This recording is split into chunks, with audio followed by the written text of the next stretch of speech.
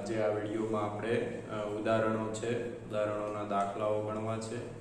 તો આપણે ઉદાહરણ નંબર 7 વચ્ચે એક બાકી રાખ્યું તો એ ઉદાહરણ નંબર 7 અહીંયા રકમ નથી લખી, રકમ છે એ તમે તમારા પુસ્તકમાં છે જરા જોઈ લેજો. એમાં એવું કીધું છે કે એક દડો છે, દડાને એક વર્તુળાકાર માર્ગે અહીંયા સેન્ટર પરથી દોરી વડે બાંધેલો છે, એટલે દોરી વડે લટકાવેલો છે. એટલે અહીંયા નીચેની તરફ A બિંદુ, B બિંદુ અને C બિંદુ એ ત્રણ બિંદુ પર વાત કરવાની કીધી છે આપણને. ઓકે, તો ઉદાહરણ નંબર 7 આપણને લાગે બહુ જ અઘરું, પણ એકદમ ઈઝી છે, સહેલું છે. તો આજે આ વિડીયોમાં આપણે બે ત્રણ ઉદાહરણો છે, ઉદાહરણોનો અભ્યાસ કરવો છે કે જે આપણે આગળના વિડીયોમાં જે થિયરી ભણી ગયા એ થિયરીને ધ્યાનમાં લઈ એટલે એ થિયરીને લગતા ઉદાહરણો છે એમનો આજે આપણે અભ્યાસ કરવો છે. તો આ ઉદાહરણ એક વચ્ચે ઉદાહરણ નંબર 7 છે બાકી હતું, તો એ હવે પહેલા આપણે અભ્યાસ કરી લઈએ. ઓકે, તો અહીંયા છે મિત્રો આપણને એક વર્તુળ આપેલું છે. એ વર્તુળ માર્ગ પર એક દડો છે મિત્રો, બિંદુ A પર બિંદુ A થી V વેગથી ઝડપ કરે એટલે આમ વર્તુળાકાર માર્ગ પર ગતિ કરે છે. પણ આપણે અર્ધવર્તુળ ધ્યાનમાં લેવાનું છે. તો જો આ બિંદુ A થી લઈ અને બિંદુ C, આ વર્તુળ કયું થયું મિત્રો? તો કે આ વર્તુળ છે એ અર્ધવર્તુળ થયું. બરાબર, તો આ અર્ધવર્તુળમાં મારે વાત કરવાની છે. આ સાઈડ મળતું નતું, આ સાઈડ. બરાબર, તો આ અર્ધવર્તુળમાં અહીંથી મેં અહીંયા દોરી વડે એક દડો લટકાવેલો છે. હવે તમને ખબર છે દોરી વડે આપણે દડો લટકાવેલો છે એટલે દોરીનું તણાવ બળ એ કોની તરફ હશે? તો કે નીચે mg તરફ હશે. ઓકે, તો અહીંયા આપણે વાત કરવી છે દડો આ રીતે લંબાઈની દોરી એ બિંદુ આગળ એનું વજન mg ના કારણે નીચે તરફ લટકેલો છે એટલે આમ દોરીનું તણાવ બળ લાગશે અને એને વિરુદ્ધ શું લાગશે? તો કે mg લાગશે. ઓકે, એટલે Ta mg એનું કેન્દ્રગામી બળ થશે. ઓકે, એટલે પરિણામી બળ માઈનસ કેન્દ્રગામી બળ. તો એ તમને ખ્યાલ છે, એની કે આપણે જરૂરિયાત નથી એટલે હું લખતો નથી. તો અહીંથી મિત્રો v વેગથી આપણે ગતિ કરાવી અહીંયા B બિંદુએ પહોંચે અને C બિંદુએ પહોંચે ત્યાં સુધીની આપણને અહીંયા પહેલા એમ કીધું કે v0 શોધો, એટલે આ v0 શોધવાનું છે. પછી એમ કીધું બિંદુઓ B અને C પાસેની ઝડપ શોધો, એટલે અહીંયા અને અહીંયા. એટલે અહીંયા A બિંદુ પાસે v0 છે, B બિંદુ પાસે vB છે અને C બિંદુ પાસે vC છે. તો A, VB અને VC ત્રણેય બિંદુએ આપણે ઝડપ શોધવાની છે. B અને C પાસે ગતિ ઊર્જાનો ગુણોત્તર એટલે KB ના છેદમાં KC શોધવાનો છે. અને કયા બિંદુએ છે એ કયા બિંદુએ દડાનો માર્ગ કેવો હોય એમની આપણે અહીંયા વાત કરવાની છે. તો સૌપ્રથમ જે મિત્રો હું બિંદુ A આગળ વાત કરું છું. બરાબર, અહીંયા તો બિંદુ A પાસે ગતિ ઊર્જા, અરે સોરી યાંત્રિક ઊર્જા. તો આંતરિક ઊર્જા એટલે E, એનર્જી. આંતરિક ઊર્જા એટલે શું? તો કે ગતિ ઊર્જા વત્તા સ્થિતિ ઊર્જા. ગતિ ઊર્જા અને સ્થિતિ ઊર્જાના સરવાળાને આંતરિક ઊર્જા કહે. તો આંતરિક ઊર્જા E બરાબર ગતિ ઊર્જા એટલે શું? તો કે 1/2 mv. એ બિંદુએ શું છે? તો કે v0 સ્ક્વેર વત્તા સ્થિતિ ઊર્જા. તો અહીંયા જો મિત્રો તળિયે જમીન પર સ્થિતિ ઊર્જા કેવી હોય? તો કે શૂન્ય હોય, તો એ 0. તો આપણને એ બિંદુ આગળની આંતરિક ઊર્જા કેટલી મળે? તો કે 1/2 mv0 સ્ક્વેર મળે. તો એ બરાબર 1/2 અને સમીકરણ નંબર 1. તો મિત્રો હું B બિંદુ પાસે આવું છું. B બિંદુ પાસેની મારે આંતરિક ઊર્જા મેળવવી છે. તો અહીંયા લખું બિંદુ B પાસે યાંત્રિક ઊર્જા. બિંદુ B પાસે આંતરિક ઊર્જા કેટલી થશે? તો કે E બરાબર 1/2 mv0 ની જગ્યાએ vb સ્ક્વેર વત્તા ગતિ ઊર્જા વત્તા સ્થિતિ ઊર્જા ઇક્વલ ટુ શું થાય? આંતરિક ઊર્જા. તો અહીંથી અહીંયા સુધીની સ્થિતિ ઊર્જા એટલે શું? તો કે mgl. બરાબર, અહીંથી આ બિંદુ આગળની સ્થિતિ ઊર્જા એટલે કેટલી? તો કે l લંબાઈ છે અને mg એટલે mgl સ્થિતિ ઊર્જા. ઓકે, તો અહીંથી અહીંયા સુધી l છે. હવે અહીંથી અહીંયા સુધી કેટલા થાય? તો કે 2l થાય. તો C બિંદુ પાસે હું અહીંયા લખું છું C બિંદુ C પાસે યાંત્રિક ઉર્જા એટલે E = 1/2 mvc² વત્તા 2 mgl. કેટલા લખ્યા છે મેં અહીંયા 2 mgl. કેમ તો કે અહીંયા 2 l જેટલી થાય છે અહીંયા સુધી, બરાબર એની સ્થિતિ ઉર્જા. ઓકે, હવે કેન્દ્રગામી બળ ઇક્વલ ટુ વજન બળ છે. કેન્દ્રગામી બળ ઇક્વલ ટુ વજન બળ છે. ક્યાં તો કે C બિંદુ પાસે. C બિંદુ પાસે એટલે આ ન્યૂટનના બીજા નિયમની વાત થઈ. કેન્દ્રગામી બળ એટલે શું તો કે mvc² ના છેદમાં L બરાબર mg. ઓકે, તો અહીંયા જો મિત્રો બંને બાજુ mg ઉડી જાય તો vc² ઇક્વલ ટુ g, આ L આ બાજુ ગુણાકારમાં છે, આ બાજુ એટલે ભાગાકારમાં, એટલે vc equal to gl root. તો મિત્રો મને આ vc મળી ગયું. આપણને શું શોધવાનું કીધું તો vc કેટલો મળે તો કે gl રૂટ. આ મિત્રો આડાવડું મળશે. કેમ કે જો હું તમને આ પ્રમાણે સમજાવું એટલે અહીંયા આડાવડું મળશે. એ પહેલા v0 મેળવવાનું કીધું, પછી vb કીધું, પછી vc કીધું. તો vc મળી ગયો. હવે v0 મેળવી અને પછી vb મેળવી, પછી vb અને kb અને kc નો ગુણોત્તર મેળવી એટલે આપણો દાખલો છે કેવો થઈ જાય, ઈઝી થઈ જાય. ઓકે ઓકે મિત્રો, તો અહીંયા આપણે વાત કરીએ આગળ. હવે મારે શું મેળવવું છે તો કે આ vc નું મૂલ્ય છે ને મિત્રો આમાં મૂકવું, બરાબર. સમીકરણ નંબર આને 2 આપો, આને સમીકરણ નંબર 3 આપો. અહીં લખો સમીકરણ 3 નું મૂલ્ય સમીકરણ 1 માં અરે સોરી 2 માં મુકતા. હવે શું છે સમીકરણ 2 તો કે E = 1/2 m. C ની જગ્યાએ શું લેવાનું તો કે v² છે તો v² ની જગ્યાએ શું લેવાનું gl લેવાનું, એટલે mgl વત્તા mgl. આવું થશે mgl વત્તા mgl. ઓકે, તો અહીંયા છે આપણે મિત્રો mgl વત્તા mgl, અરે આમાં મૂકવાનું છે ને એટલે 2mgl થાય. સમીકરણ 2 માં મૂકવાનું છે. ઓકે, સમીકરણ 2 માં 2mgl છે. vc બરાબર શું લીધું, vc² બરાબર gl લીધું અને આ m નો m 1/2 બરાબર. હવે e બરાબર શું છે તો કે e બરાબર 1/2 mv0² છે. 1/2 e બરાબર શું મેં લીધું તો કે 1/2 mv0² છે. હવે તમને ખબર પડી ગઈ હશે કે હું શું શોધવા જઈ રહ્યો છું તો કે v0 શોધવા જઈ. આ 2 2 4 4 ને 5 એટલે 5/2 mgl. આ અહીંયા છે 1/2 છે ને એટલે ભાગ્યા 1/2 છે, આ બાજુ આવે એટલે 2 2 4 4 ને 1 5 mgl ભાગ્યા 2 થશે ને. ઓકે, તો 5 mgl ભાગ્યા 2 2 ઉડી જશે, m ઉડી જશે એટલે v0² બરાબર 5gl. એટલે v0 બરાબર શું આવે તો કે √5gl. તો જો મિત્રો અહીંયા મને શું મળ્યું તો કે v0 મળ્યું, તો મને v0 પણ મળી ગયું. ઓકે, હવે મારે શું મેળવવાનું છે તો કે vc મેળવવાનું છે. શું મેળવવાનું છે vc. આને સમીકરણ નંબર 4 આપી દો. ઓકે, હવે મારે vc મળી ગયું, vb મેળવવાનું છે. તો vb મેળવવા માટે મિત્રો હું શું કરીશ તો કે આ રકમ છે અહીંયા હું વાત કરીશ. ઓકે, તો સમીકરણ સૂત્ર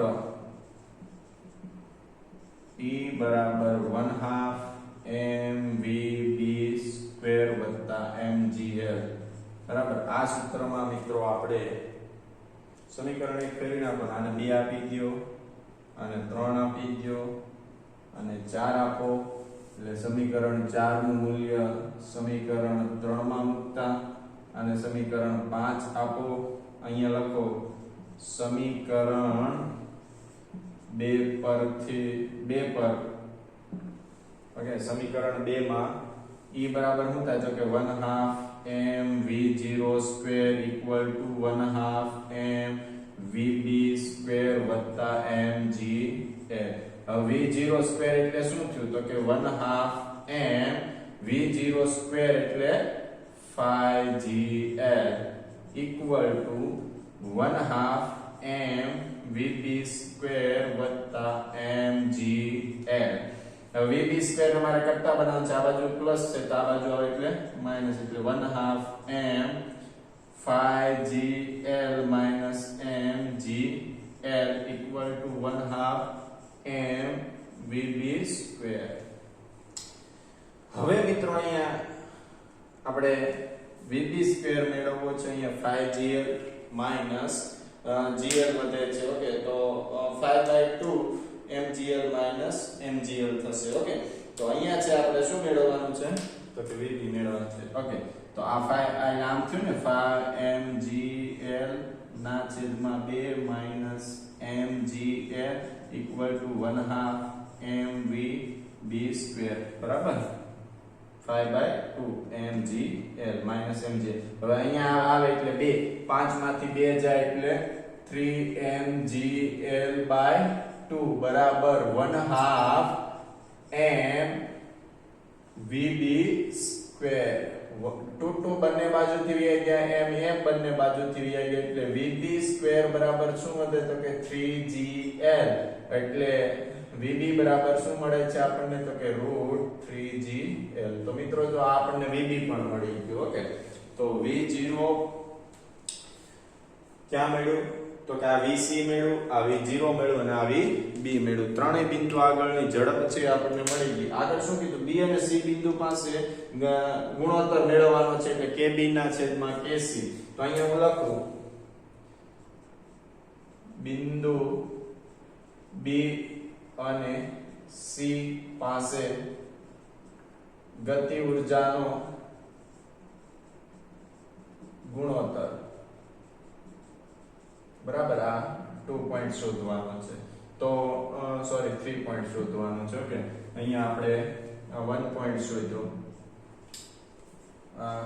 2 પોઈન્ટ શોધ્યો, આ 2 પોઈન્ટ શોધ્યો છે. તો આપણે kb ના છેદમાં kc, k એટલે ગતિ ઊર્જા એટલે 1/2 mvb સ્ક્વેર ના છેદમાં 1/2 mvc સ્ક્વેર. 1/2 ઉડી જાય એટલે વધે શું તો કે vb સ્ક્વેર ના છેદમાં vc સ્ક્વેર. vb સ્ક્વેર કેટલો છે મિત્રો તો અહીંયા જો vb સ્ક્વેર 3gl છે. vc સ્ક્વેર કેટલો છે તો કે vc સ્ક્વેર છે એ gl છે. તો gl ઉડી જાય એટલે 3 ના છેદમાં 1 એટલે kb ના છેદમાં kc equal to 3:1 આપણને ગુણોત્તર મળે છે. ઓકે લાસ્ટમાં આપણે એમ કીધું c બિંદુએ પહોંચ્યા પછી દડાનો માર્ગ કેવા પ્રકારનો હશે. તો જો મિત્રો અહીંથી દડો પહોંચીને અહીંયા પહોંચે તો અહીંયાનો માર્ગ કેવો હશે કે અહીંયા આવે એટલે દોરી ઢીલી પડી જાય. જો એ દોરીને કાપવામાં ન આવે તો એ દોરી વર્તુળાકાર માર્ગ પર કામ કરશે. દોરીને ત્યાં પહોંચ્યા પછી કાપી નાખવામાં આવે તો એ પ્રક્ષેપ ગતિની જેમ પડશે. ઓકે તો એવો એનો માર્ગ હશે. તો આ હતું આપણું ઉદાહરણ નંબર 7. એક સરસ મજાનો એસએસ લઈ લો, પછી નેક્સ્ટ ઉદાહરણ કરવાનું છે. ઓકે એક એસએસ લઈ લો. ઓકે મિત્રો હવે છે ઉદાહરણ નંબર હમણાં 7 જોયું, 8 આપણે ગણી ગયા છીએ. 9મું ઉદાહરણ છે એ નેક્સ્ટ ટાઈમ ગણશું, નેક્સ્ટ વિડિયો અથવા તો જ્યારે સમય મળશે ત્યારે એ વિડિયોમાં આવશે. હવે ઉદાહરણ નંબર 10 ની આપણે અહીંયા વાત કરવી છે. a b અને c ત્રણ વસ્તુ આપી છે. ત્રણ વસ્તુમાં શું કે તો કે ગઈકાલે આપણે ઉર્જાના જુદા જુદા સ્વરૂપો ભણ્યા. એમાં લાસ્ટમાં તમને એનિમેશનમાં બધા કોષ્ટક છે, કોષ્ટકમાં બધાની ઉર્જા છે, ઉર્જાનું મૂલ્ય તમને આપેલું હતું. એમાં જો આપણને એક આપેલું હતું કે DNA માં રહેલા એક બંધને તોડવા માટે જરૂરી ઉર્જા કેટલી છે તો કે DNA નો એક બંધ છે, એક બંધને તોડવા માટે જરૂરી ઉર્જા મિત્રો 10⁻20 જૂલ છે અને આપણે ઇલેક્ટ્રોનમાં ફેરવવાની છે.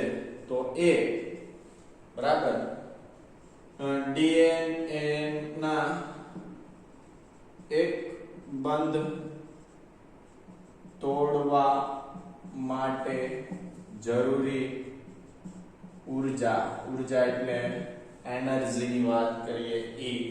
તો જો મિત્રો જૂલમાં આપણને આપેલી છે કે જરૂરી ઉર્જા 10⁻20 જૂલ છે એ જૂલને ઇલેક્ટ્રોન વોલ્ટમાં ફેરવવાની છે. તો અહીંયા જો આપણે 1.6 × 10⁻19 ઘાત જૂલને 1 ઇલેક્ટ્રોન વોલ્ટ કહીએ. એટલે તો કે 1.6 × 10⁻19 ઘાત જૂલને 1 ઇલેક્ટ્રોન વોલ્ટ કહીએ. તો ડીએનએ ના એક બંધને તોડવા માટે જરૂરી ઉર્જા કેટલી છે? તો કે 10⁻20 ઘાત જૂલ છે.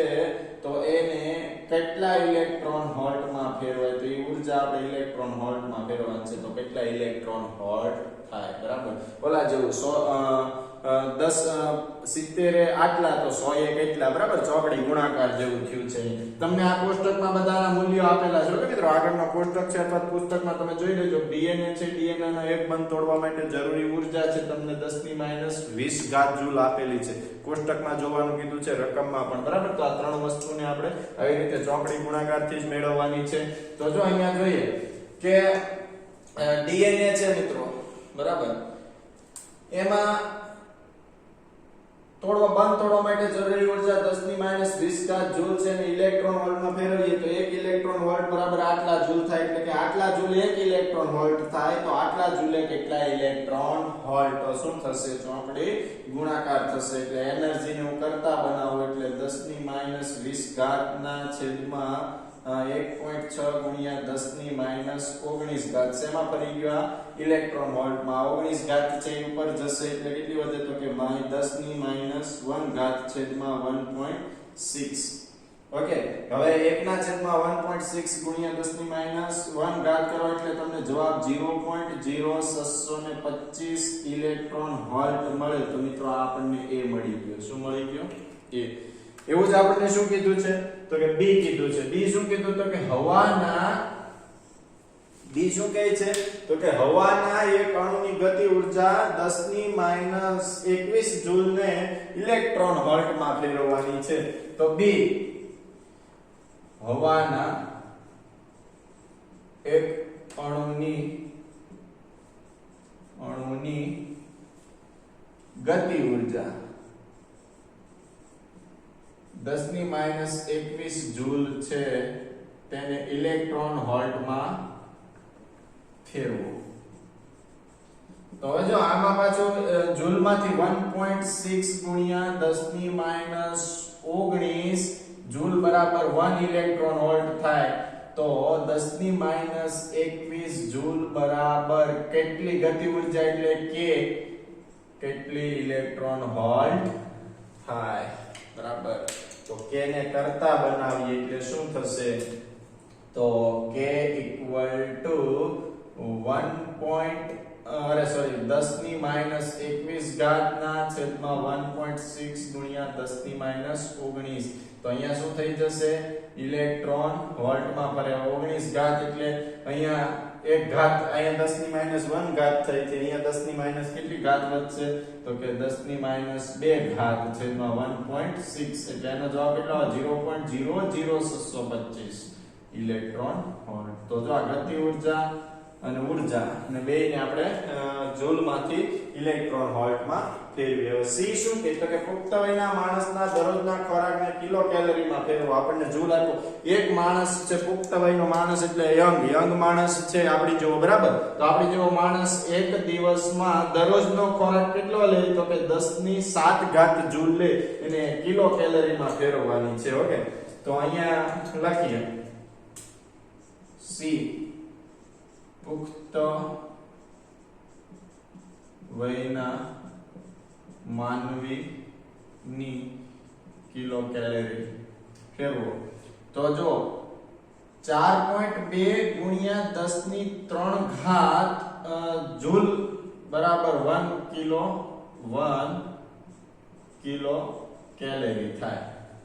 4.2 × 10⁻³ જૂલે 1 કિલો કેલરી થાય. તો આપણને 10⁻7 જૂલ આપી તો કેટલા કિલો કેલરી થશે? ઉર્જા એટલે એનર્જી H. બરાબર. ઉર્જા શોધવાનું કીધું. H કેટલા કિલો કેલરી થશે? તો કેટલી આવશે? 10⁻7 છેદમાં 4.2 ગુણ્યા 10 ની 3 ઘાત આ માઈનસ એટલે 7 માંથી 3 જાય એટલે 10 ની 4 ઘાત છેદમાં 4.2 હવે આમનું કેલ્સી કરો મિત્રો તમે એટલે કેટલો જવાબ આવે ફટાફટ કરવાનું છે કિલો કેલરી માં ફેરવવાનું છે એટલે આપણને છે 1/4.2 કરો ને એને ગુણ્યા 10 ની 3 ઘાત તો રાખવી પડશે ને કારણ કે કિલો કેલરી માં ફેરવશું એટલે આપણને કંઈક કેટલી મળશે તો કે 28 પોઈન્ટ સમથિંગ છે એ મળશે તો કે 2381 કિલો કેલરી મળે કેટલી મળે 2381 કિલો કેલરી ઊર્જા મળે ઓકે મિત્રો તો આ ઉદાહરણ હતું આમનો એક એસએસ લઈ લો આપણે છે નેક્સ્ટ ઉદાહરણ છે જોવું છે તો એક એસએસ છે આમનો લઈ લ્યો તો નેક્સ્ટ ઉદાહરણ છે મિત્રો ઉદાહરણ નંબર 11 જમની રકમ છે શું કહે છે ધ્યાનથી સમજો દાખલો સહેલો છે માત્ર સમજવાનો છે ઓકે મહત્તમ 1800 કિલોગ્રામ લિફ્ટ અને મુસાફર બરાબર એક લિફ્ટ છે મિત્રો લિફ્ટ ને આપણે નીચેથી ઉપર તરફ લઈ જવાની છે બરાબર એટલે એક તો લિફ્ટ નો વજન એ હશે આ આપણને દળ આપેલું છે કિલોગ્રામમાં એટલે એ 1800 કિલોગ્રામ છે એમાં લિફ્ટ નું પણ દળ છે અને અંદર બેઠેલા મુસાફરોનું પણ દળ છે બંનેનો સરવાળો કરી અને કુલ છે લિફ્ટ ખાલી નથી લિફ્ટમાં મુસાફર છે એટલે લિફ્ટનો દળ અને મુસાફરનું દળ કેટલું છે તો કે 1800 કિલોગ્રામ છે હવે સહન કરી શકે તેવી લિફ્ટ 200 મીટર પ્રતિ સેકન્ડની અચળ ઝડપથી એટલે જો મિત્રો m આપણને કેટલો આપ્યો છે તો કે m 1800 આપ્યો છે કિલોગ્રામ ઓકે વેગ કેટલો આપ્યો છે તો કે v 2 મીટર પ્રતિ સેકન્ડ આપ્યો છે ની અચળ ઝડપથી ઉપર તરફ જઈ રહી છે ઓકે નીચેથી ઉપર તરફ વિરુદ્ધ દિશામાં લાગતું ગતિનું ઘર્ષણ બળ એટલે f સ્મોલ f બરાબર 4000 ન્યૂટન છે મોટર વડે લિફ્ટને પૂરો પાડેલો લઘુત્તમ પાવર p શોધવાનો છે વોટમાં શોધવાનો છે એટલે વોટમાં અને HP એટલે હોર્સ પાવરમાં બંને એકમમાં શોધવાનો છે ઓકે મિત્રો તો અહીંયા ખાસ ધ્યાન આપજો ફરી સમજાવું છું દળ આપ્યું છે વેગ આપ્યો છે ઘર્ષણ બળ એટલે સ્મોલ f આપ્યો છે અને પાવર શોધવાનું કીધું એક લિફ્ટ છે લિફ્ટ નીચેથી ઉપર તરફ જાય લિફ્ટનું પણ દળ આપ્યું ને એની અંદર રહેલા મુસાફરનું પણ દળ આપ્યું છે એક તો નીચેથી ઉપર તરફ લિફ્ટ જાય પાછું એને ઘર્ષણ બળ લાગે છે એટલે આપણે એનો પાવર કેટલો ખર્ચાય છે બરાબર લિફ્ટ થી લાઇટ થી આલે છે તમને ખ્યાલ છે ને ઓકે તો તમે હોશિયાર છો એટલા માટે આપણે પાવર શોધવો છે તો P બરાબર F ગુણ્યા V આવું આપણે સૂત્ર ભણી ગયા ઓકે તો ખર્ચાતો પાવર એટલે P બરાબર F ગુણ્યા V ભણી ગયા તો મિત્રો V આપણને રકમમાં આપેલો છે તમને તે સાહેબ F પણ આપેલો છે ભાઈ આ F છે કુલ ફોર્સ ટોટલ ફોર્સ નો છે બરાબર એટલે કે કુલ બળ લાગતું કુલ બળ એટલે એને નીચેથી ઉપર તરફ જાય એ પણ બળ અને પાછું વિરુદ્ધમાં કયું બળ લાગે છે તો કે ઘર્ષણ બળ એ બે બળનો સરવાળો કરી અને આપણે છે એ કુલ બળ મેળવી F છે તો જો મિત્રો આપણે આવું ગણી કે F બરાબર મહાત્મા ગાંધી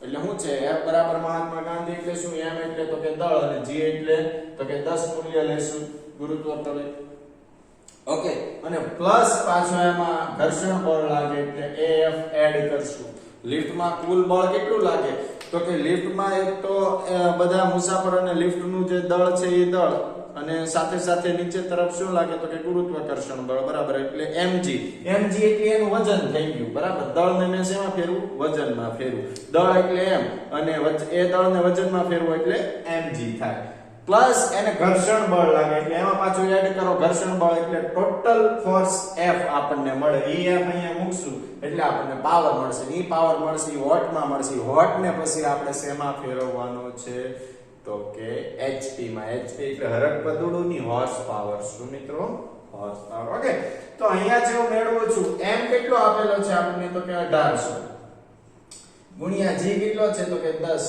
વત્તા F કેટલો છે તો કે F 4000 ન્યૂટન ઓકે મિત્રો, તો અહીંયા કિલોગ્રામ બધા એકમ કરીએ એટલે ફોર્સ નો છે જૂલમાં ફરી જશે. 1810 એટલે 18000. 18000 માં 4000 નાખો એટલે મિત્રો 18 ને 4 22 એટલે 22000 જૂલ આપણને F છે એ મળે છે. ફોર્સ કેટલો મળે છે તો કે 22000 સોરી જૂલમાં ની ન્યૂટન જ મળે છે. ઓકે 22000 ન્યૂટન મળે. હવે એને F ગુણ્યા v વેગ કરશું એટલે આપણે શેમાં ફેરવશું તો કે વોટમાં ફરશે. ઓકે, તો અહીંયા છે મિત્રો આપણને F કેટલો મળ્યો તો કે 22000 ગુણ્યા v કેટલો છે તો કે 2. 22 દુ 44 એટલે કેટલો થશે તો કે 44000 વોટ મળ્યો. એ પાવર આપણને શું મળ્યો વોટ. તો એક એકમમાં આપણને પાવર મળી ગયો વોટમાં. હજી આપણે શોધવાનું શેમાં છે તો કે એ વોટ ને HP એટલે હોર્સ પાવર માં ફેરવવાનો છે. તો આપણે અહીંયા ભણી ગયા 1 HP ઇક્વલ ટુ 746 વોટ થાય.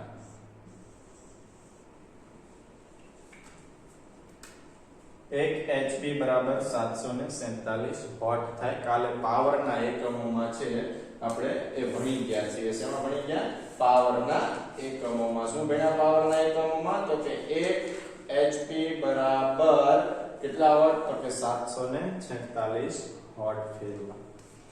તો જો 746 વોટે 1 HP થાય બરાબર. આ વોટમાં આપણને પાવર મળી ગયો. આપણે હવે એમાં શેમાં ફેરવવો છે ને તો કે HP માં બે એકમમાં મેળવવાનું કીધું. કે વોટમાં તો આપણને મળી ગયો. હવે મારે શેમાં મેળવવો છે તો કે હવે મારે એને HP માં મેળવવો. તો જો 746 વોટ હોય ત્યારે 1 HP થાય.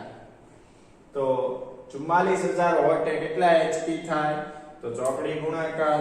તો P બરાબર વોટમાંથી HP માં મેળવવું હોય એટલે 44000 ભાગ્યા કેટલા આવશે 746. જો અહીંયા એટલા વોટે આટલું તો આટલે કેટલું ચોકડી ગુણાકાર થશે ને બરાબર.